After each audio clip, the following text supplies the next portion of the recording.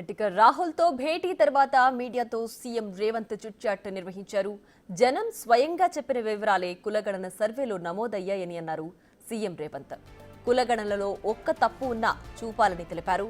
ఒక్కో ఎన్యూమరేటర్కి 150 ఇళ్లు కేటాయించామని అన్నారు. కేసీఆర్ హయాంలో సమగ్ర కుటుంబ సర్వేలో 4 కేటగిరీలు మాత్రమే చూపారని అన్నారు. అందులో బీసీలు 51%, ఎస్సీలు 18%, ఎస్టీలు 10%, మిగతా వాళ్లు ఓసీలుగా చూపారని గుర్తు చేశారు.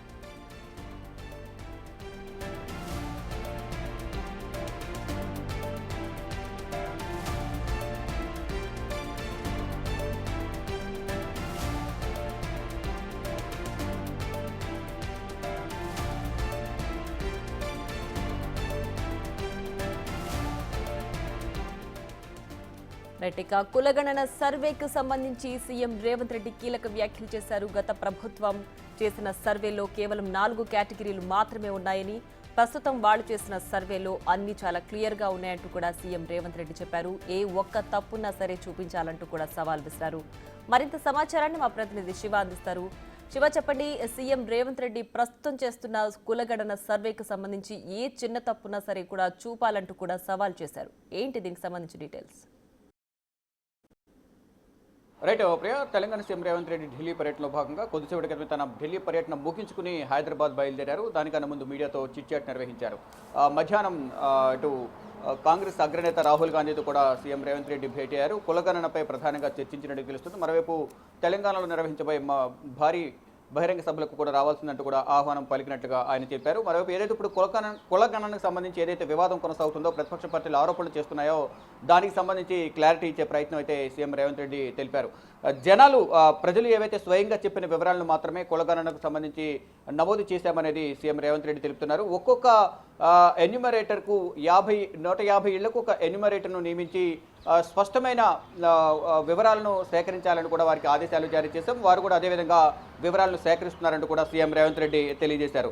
అయితే కేసీఆర్ ఏదైతే గతంలో నిర్వహించిన సమగ్ర కుటుంబ సర్వేలో 4 కులాలను మాత్రమే చూపించారు. కానీ దాంట్లో మొత్తం బీసీలు 51%, ఎస్సీలు 18%, ఎస్టీలు 10%, అలాగే మిగతా వాళ్ళు ఓసీలుగా చూపారనేది ప్రధానంగా సీఎం రేవంత్ రెడ్డి గత ప్రభుత్వం కేసీఆర్ నిర్వహించిన సమగ్ర కుటుంబ సర్వే గురించి తెలిపారు. కానీ మేము నిర్వహించిన సర్వేలో మొత్తం 5 కులాలుగా చూపామనేది సీఎం రేవంత్ రెడ్డి తెలుపుతున్నారు. ఏదైతే మొత్తం 5 కేటగిరీలకు విభజించి ముస్లింలో ఉన్న బీసీలను కూడా కలిపామని ఆయన తెలిపారు. అంటే ముస్లింలలో ఉన్న కొంతమంది బీసీలు ఎవరైతే ఉన్నారో దాన్ని 5వ కేటగిరీకి కూడా తీసుకొచ్చి కలిపామనేది సీఎం రేవంత్ రెడ్డి తెలుపుతున్నారు. ఆ ప్రకారం హిందూ ముస్లిం బీసీలంతా కూడా కలిపి దాదాపు 56% అయ్యారని తెలుపుతున్నారు. అంటే ఒకవైపు బీసీలు, మరోవైపు ముస్లింలో ఉన్న బీసీలు, వెనుకబడిన కులాలు ఎవరైతే ఉన్నారో వారందరినీ కూడా కలిపి మొత్తం 56% బీసీలు అయితే అయ్యారనేది తెలంగాణలో ఉన్నారు అని చెప్తున్నారు. ఇక 42% బీసీ రిజర్వేషన్లపై అసెంబ్లీలో తీర్మానం చేసి పార్లమెంటుకు పంపిస్తామని కూడా ఆయన తెలుపుతున్నారు. త్వరలో ఏదైతే తెలంగాణ అసెంబ్లీ సమావేశాలను ఏర్పాటు చేసి నెక్స్ట్ అయితే పార్లమెంట్ సమావేశాలు మార్చిలో మళ్ళీ 10వ తేదీ నుంచి పార్లమెంట్ సమావేశాలు ప్రారంభం కాబోతున్నాయి.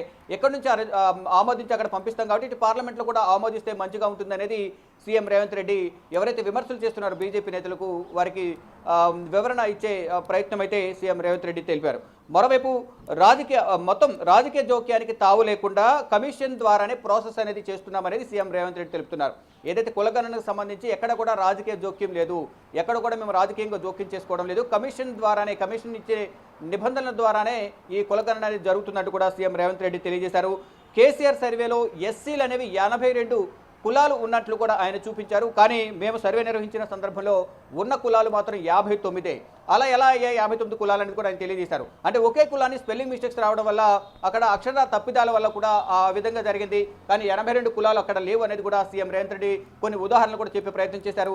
మోచి ఏదైతే తెలంగాణలో కులం ఏదైతే ఉందో MOCHI, మోచి కులం ఏదైతే ఉందో దాన్ని మార్చి MUCHI అని రాయడం ద్వారా అక్కడ అక్షర తప్పిదం ఉండడం వల్ల దాన్ని కూడా మరొక కులంగా కూడా పరిగణించారు. ఆ విధంగా లెక్కలు రాశారు అనేది ప్రధానంగా సీఎం రేవంత్ రెడ్డి కొన్నిటికి ఉదాహరణ ఇచ్చే ప్రయత్నం చేశారు. అలాగా కొన్ని కులాలను అచ్చులు అంటే అక్షరాలు తప్పిదం వల్ల మరికొన్ని కులాలు అనేవి యాడ్ అయినాయి. దాన్ని ఎక్కడ కరెక్ట్ చేయకుండా 82 ఎస్సీ కులాలు ఉన్నట్టుగా కూడా గత సమగ్ర కుటుంబ సర్వేలో కేసీఆర్ ప్రభుత్వం చేసింది. కానీ మేము నిర్వహించిన సర్వేలో ఎస్సీ కులాలు అనేవి దాదాపు 59 ఉన్నాయనేది సీఎం రేవంత్ రెడ్డి వివరణ ఇచ్చే ప్రయత్నం అయితే చేశారు. అంటే స్పెల్లింగ్లు తప్పుగా ఎంట్రీ చేయడం వల్ల అక్షరాలు మోచి దగ్గర మూచి అని రాయడం వల్ల అదొక కులం కూడా పరిగణించారనేది సీఎం రేవంత్ రెడ్డి చెప్తూ ఉన్నారు. దానిలో భాగంగానే ఎవరు ఏమనుకున్నా ఎలాంటి విమర్శలు చేసినా నేను పట్టించుకోను, రాహుల్ గాంధీ చెప్పిన మేరకే కులగణన సహా అన్ని కూడా చేస్తున్నట్టు కూడా సీఎం రేవంత్ రెడ్డి చెప్తున్నారు. ఇక బీసీ కులగణనకు సంబంధించి మోడీని ఉద్దేశించి నేను ఎటువంటి తప్పుడు వ్యాఖ్యలు అగారవ పరిచే విధంగా ఎక్కడ నేను వ్యాఖ్యలు చేయలేదు. ఆయన ఒక బీసీ పుట్టుకతో బీసీ కాదు, తర్వాత బీసీ ఆయన కులాన్ని బీసీలో కలిపారని నేను వివరణ ఇచ్చాను. దాన్నే బీజేపీ తెలంగాణ అధ్యక్షుడు మరోవైపు కేంద్ర మంత్రి కిషన్ రెడ్డి కూడా ఆయన కూడా అదే చెప్పారు. తర్వాత సవరణలు ఏదైతే చేశారో అప్పుడు కులం మారింది అనేది కూడా వాళ్ళు కూడా అదే ఇచ్చారు. నేనేమి డేటు చెప్తే తప్పు చెప్పి ఉండొచ్చు, కానీ నేను ఎటువంటి అమర్యాదగా మాట్లాడే విధంగా మోడీని ఉద్దేశించి కానీ ఆయన కులాన్ని ఉద్దేశించి కానీ నేను వ్యాఖ్యలు చేయలేదనేది సీఎం రేవంత్ రెడ్డి తెలుపుతున్నారు. ఇక ఈరోజు రాహుల్ గాంధీతో సమావేశమైన సందర్భంలో కేవలం కులగణనకు సంబంధించి మాత్రమే నేను మాట్లాడాననేది ఆయన చెప్తున్నారు. అంటే భేటీలో ఎస్సీ వర్గీకరణ కులగణన ఈ రెండింటి గురించి మాత్రమే చర్చించాలని చెప్తున్నారు. ఎస్సీ వర్గీకరణపై చట్టం చేసి తర్వాత సభను ఏర్పాటు చేస్తామనేది కూడా ఆయన చెప్తున్నారు. ఇక పిసిసి మంత్రివర్గ విస్తరణ తదితర అంశాలపై కొందరు పైచాచిక ఆనందం కోసమే పిసిసి వర్గీకరణ గురించి కానీ మంత్రివర్గ విస్తరణ గురించి కానీ అపోహలు సృష్టించే విధంగా కొంతమంది కావాలనే రకరకాలుగా మాట్లాడుతున్నారు. కానీ ఎవరి ఆనందం వారితే నేను ఎవరు మాటలు పట్టించుకోను, నా వేలో నేను వెళ్తాను. నా సిన్సియారిటీకి ఇటు అధిష్టానం కూడా నాకు ఫ్రీ హ్యాండ్ ఇచ్చింది కాబట్టి అధిష్టానం ఏ చెప్తే నేను అదే చేస్తాను తప్ప వాళ్ళేమనుకుంటున్నారు వీళ్ళేమనుకుంటారు ఏమి పట్టించుకోను. నా పాలన వ్యవహారాలపై దృష్టి పెడతానంటూ కూడా సీఎం రేవంత్ రెడ్డి ఎవరైతే విమర్శలు చేస్తున్నారో ఆయన పాలన పైన వారికి కౌంటర్ ఇచ్చే ప్రయత్నం అయితే చేశారు.